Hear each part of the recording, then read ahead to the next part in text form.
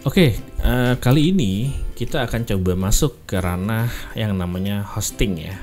Hosting ini adalah salah satu komponen website yang perlu teman-teman pahami banget ya secara mendalam. Terutama buat teman-teman yang nantinya ingin berprofesi sebagai website konsultan ya. Oke, kita akan bahas dari pengertiannya dulu, dari aspek pengertian hosting ya.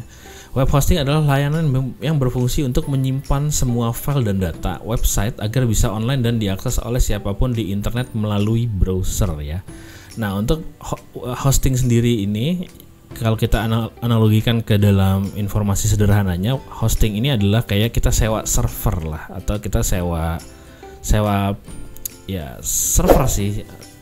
Sewa server yang dimana di server itu kita taruh komponen-komponen pembentuk sebuah website kita gitu. Misalnya saya mau, kita ambil contoh aja ya.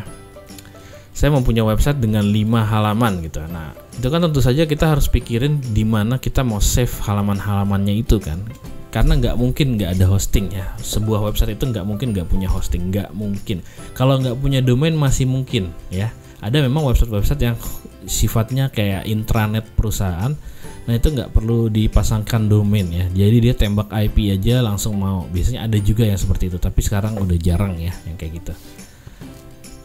Jadi hosting ini kalau bisa saya ambil kesimpulan ya, hosting ini adalah sebuah tempat di mana kita meletakkan atau menaruh file-file komponen pembentuk website kita ya, entah itu gambar, video, lagu.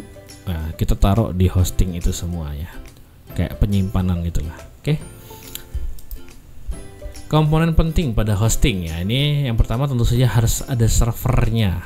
Kalau kita ditanya servernya mau pakai operating system apa, itu opsional ya. Di sejauh yang saya tahu sih, untuk server itu ada 2 ya, Windows Server dan Linux ya.